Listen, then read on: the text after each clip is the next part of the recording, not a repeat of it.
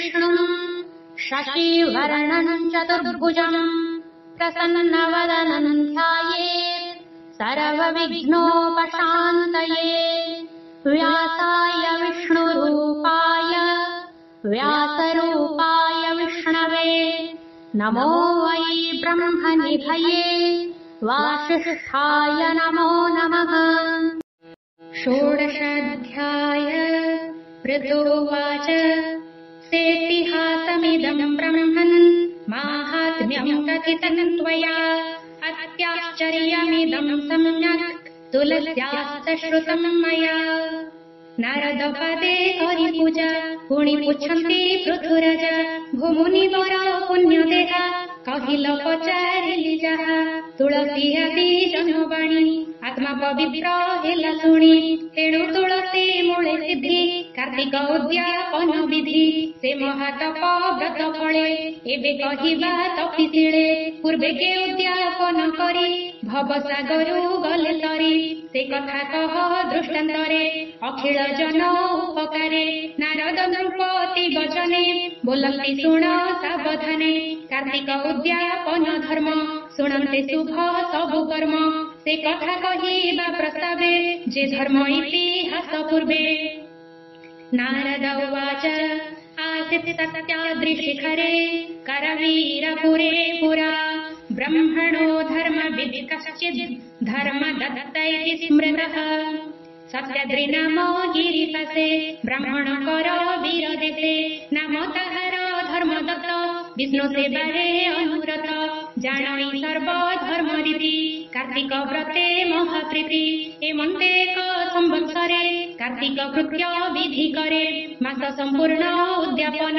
सारिला जाबत विधान एमन्त नीति अवशेषे नृसिंह दर्शन आसे ब्राह्मण नित्य कर्मचारी करे उदक पात्र धरी से जड़े मिश्रित तुलसी मुखे गोविंद नाम घोषी पथे चलई द्विजवर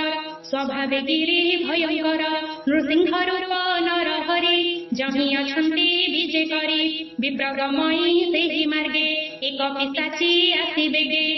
पथ निरोधी अच्छी रही द्विजकातर ताकु चाही स्वभावे भयंकर मूर्ति लंबुष्ठ वक्र दंतपंती उलग्न मुकुलित केश कराळ मुख शुष्क मांस अति दुर्बल कळेबर अस्थि जड़ित चर्म शिर रक्त नयन दीर्घध्वनि जिह्वारे जळु अछि बन्ही चिमणी पक्षी प्राय स्तन दुर्गंध नासिका पवन शरीर धूम्र वर्ण दिशि विप्रंगो गाळिलासी ताहाकु देखि धर्मदत्त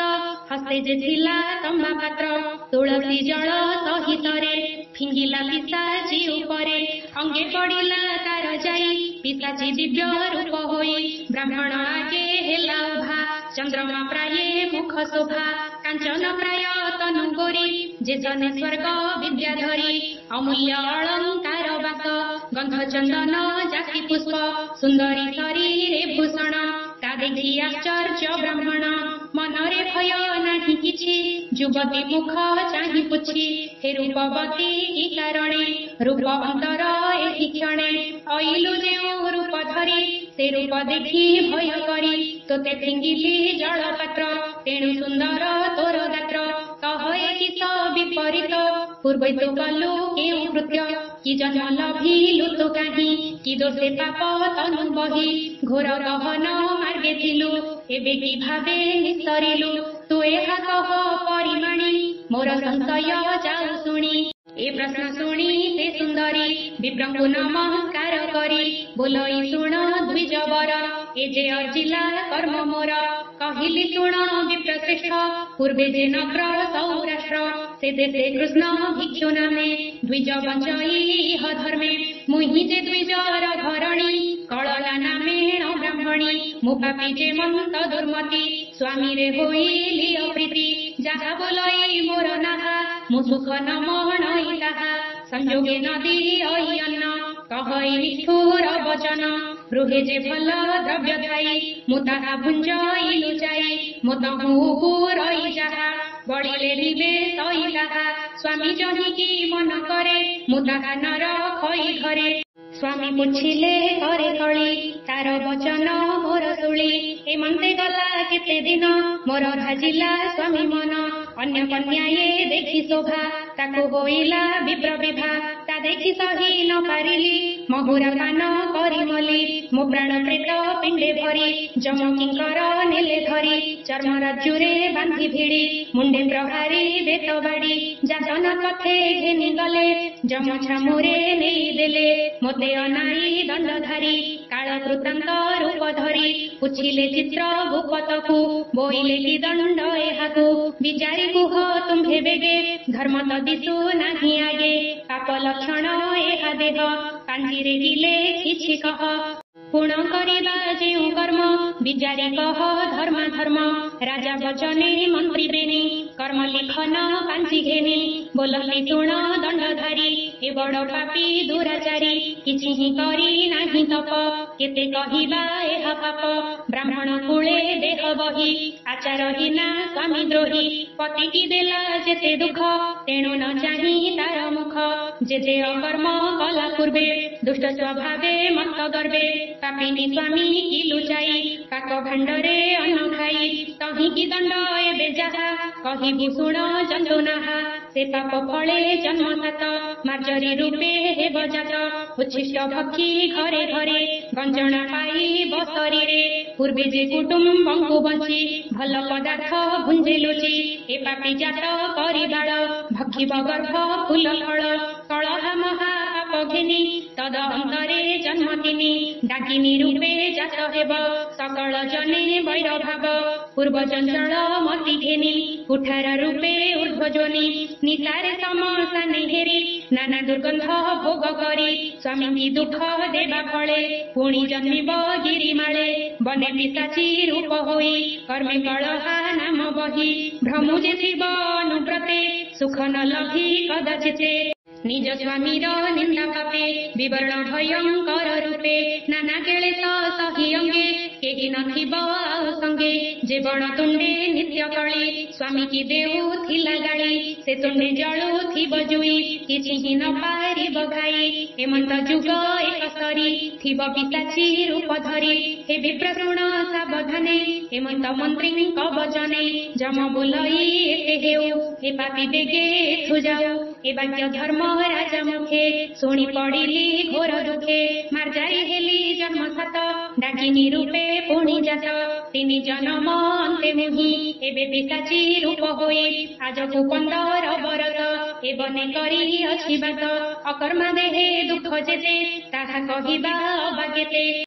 क्षणे तो सुस्थ नाही मन निरते होई छन्न छन्न क्षुधा नळे आत्मा दुखी तृषारे ओष्ठ कंठ सुखी क्षण क्षण के पोड़ू ठाई पित्त क्लेशमा प्राय होई सुस्थे मुन पारई बसी अष्ट दिगकु अहर्निशि निस्तामे छुटू थाई धाई बाळुत जन प्राय होई काहि त न देखई सुख अनवरत एका भोक ता शान्ति निमन्ते पदार्थे किछि ही न मिलई हाते वृक्षे जे फल फଳି थाए मोर चाहिले जळि जाए अनल प्राय दिसे मोते मु ताहा भक्षी बिके मन्ते तेणु ता न पारई भक्षी जे मन्त कर्मे अजी अछि जेणु न लभी फल मान विकळे करई रोदन पवित्र गिरि झर जळ से मोते सदृश्य गरळ अनल तुंडे जळु खाई शीत पवन आदि होई से कथा शुण पुण्य देहा प्रेत पिशाच भोग जाहा शुक्र शोणित पूजलाळ श्रवण बीट नेत्र जळ नाश श्लेषम स्वेदवंती जिबा उच्छिष्ट घृत खांती दीप निर्वाण काळे पुणी अन्न भुंजई जेउ प्राणी पति विनाश काळे नारी अन्न भुंजई न विचारी दक्षिण पश्चिम मुखरे जे बसी भुंजे अंधकारे जे तम घरे दान देई से सर्वप्रेत योग्य होई हेमंत द्रव्य जेबे मिले प्रेत भुंजंती नेई बळे मुतहुल भई किंचित भोजने दोष नोहे चित सुमरी पूर्व कला कर्म क्षण क्षण के मति भ्रम कांदुजे खाई बने पसी निराशे तरु मूळे बसी प्राभव पाऊ थाई तही आहा ତାହା ବୋଲନ୍ତା କେହି ନାହିଁ। ଏ କଷ୍ଟେ ଥିଲି ଘୋର ବନେ, ଆଜ ମୁଁ ତବ ଦର୍ଶନେ। ଦୁଃସହ ଘୋର ଦୁଃଖ ରାଶି, ତବ ପ୍ରସାଦେ ସର୍ବନାଶୀ। ଆତ୍ମା ପବିତ୍ର ହେଲ ମୋର, ଗତ ଅପରାଧ ଗଲା ଦୂର। ଏବେ କାରଣ କରି ମୋତେ, ନମଇ ତୁମ୍ଭ ପାଦ ଗତେ। କଳହା ମୁଖ ଏହା ଶୁଣି, ବ୍ରାହ୍ମଣ ମନେ ମନେ ଗୁଣି। ପାଷାଣ ମୂର୍ତ୍ତି ପ୍ରାୟ ହୋଇ, ମମୁନେ ବିଷ୍ଣୁ ରୂପ ଧ୍ୟାଇ। ଗୋବିନ୍ଦ ସୁମରଇ ମନେ, ରାଜନ ଶୁଣ ସାବଧାନେ। ଅଧମ ମହାଦେବ ଦାସ, ଏ କଥା ଶୁଣି ମହାତୋଷ। ଗୋବିନ୍ଦ ନାମ ଚିନ୍ତି ହୃଦେ, ଶରଣ ଗଲା ପଦ୍ମପାଦେ। ଅଜ୍ଞାନ ସ୍ତ୍ରୀଙ୍କର ହିତେ, ପଦ୍ମ ପୁରାଣ ଅର୍ଥ ଗୀତେ। ଜଗତେ କଲି ପରକାଶ, ସୁଜନେ ନଘେ ନିବଦୋଷ। इति श्री पद्मपुराणे उत्तरखण्डे कार्तिक माहात्म्ये कलह उपाख्याने नाम षोडशोऽध्यायः।